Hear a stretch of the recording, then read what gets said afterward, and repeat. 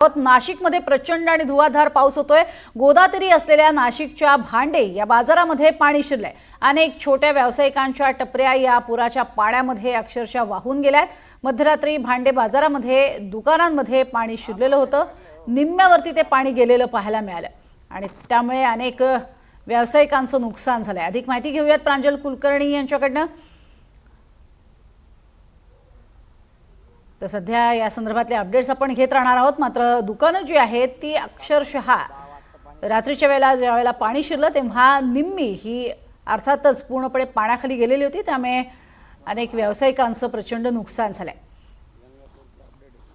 तर नाशिकमधली ही दृश्य आपण बघतोय। नाशिकमध्ये धुवाधार पावसानं अक्षरशः उसंत घेतलेलीच नाहीये आणि त्यामुळे या भागामध्ये मोठ्या प्रमाणात पाणी शिरलेलं होतं। गोदावरीला सुद्धा पूर आलेला आहे। अनेक मंदिरंही काल पूर्णपणे दिसेनाशी झालेली होती, इतकी पूर्णपणे पाण्यात गेलेली होती। आता मात्र मंदिराचे वरचे भाग कळस हे दिसू लागलेले आहेत। दुतोंड्या मारुतीचाही डोक्याकडचा भाग दिसू लागलेला आहे। पाणी थोडंसं कमी झालंय, मात्र पावसानं उसंत घेतलेली नाहीये आणि त्यामुळे प्रचंड प्रमाणात पुराचं पाणी हे गावात शिरलेलं पाहायला मिळतंय। अधिक माहिती घेऊयात आमचे प्रतिनिधी प्रांजल यांच्याकडनं। प्रांजल, काय सध्याची तिथली स्थिती आहे? सुरू झाली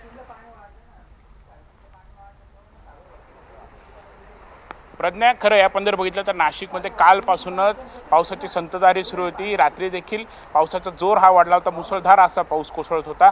आणि आत्ताची तर ही दृश्य आपण जर बघितली तर मी आत्ता सध्या नाशिकच्या भांडे बाजार परिसरामध्ये आहेत। समोर आपण जर बघितलं तर अनेक व्यावसायिकांच्या दुकानात पाणी शिरले आहेत आणि त्यामुळे व्यावसायिकांचं नुकसान हे झाल्याचं बघायला मिळतंय। दरम्यान आता ही जर परिस्थिती जर बघितली, ही जर दृश्य जर आपण बघितली तर सध्या देखील आपण बघितलं तर हे बघा, निम्म्यापर्यंत खरं तर दुकानांचं पाणी जे आहे ते आलेलं आहे।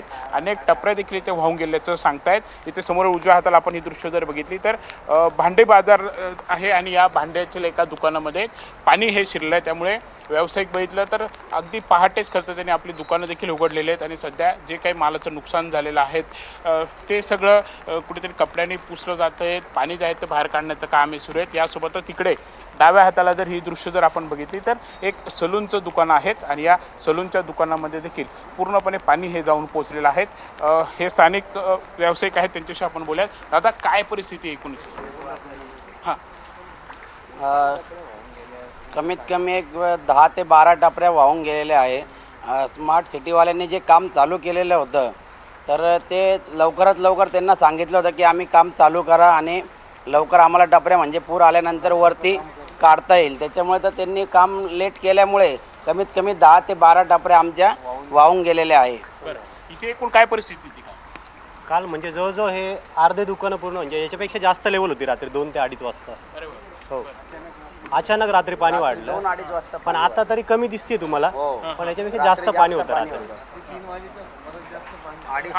रात्री 3 वाजेच्या 3:30 वाजेच्या सुमारास याच्यापेक्षा अजून 2-3 हजार क्युसेस आहे ना जास्त पाणी होतं इथं।